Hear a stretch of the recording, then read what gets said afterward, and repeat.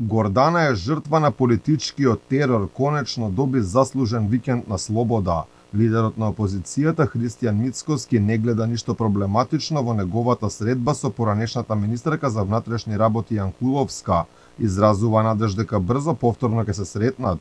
Порача и дека е отворен да се сретне со сите политички затвореници, жртви на оваа власт, најавувајќи дека борбата за нивната правда никогаш нема да запре.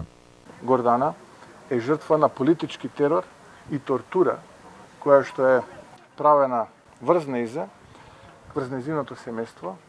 А вчера беше ден кога таа доби, како би рекол, заслужен викенд. И вчера беше денот практично кога отпочна тој викенд. Јас можам да кажам дека не само она, сите оние жртви на тортура и политички реваншизам од страна на владата на СДСМ и ДУИ се добре дојдени и за сите нив се бориме подеднакво. Мицкоски порача дека политички монтираните случаи се минато, а во иднина ќе одговараат само оние кои противзаконски се збогатиле на сметка на обичните граѓани. За нив со промената на власта ќе дојде одговорноста, вели лидерот на опозицијата.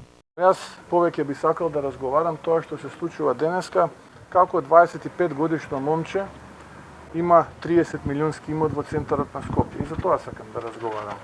Би сакал исто да разговарам како сватови на многу моќен политичар возат Мајбах, Ролс-Ройс, имаат возен парк од неколку милиони евра.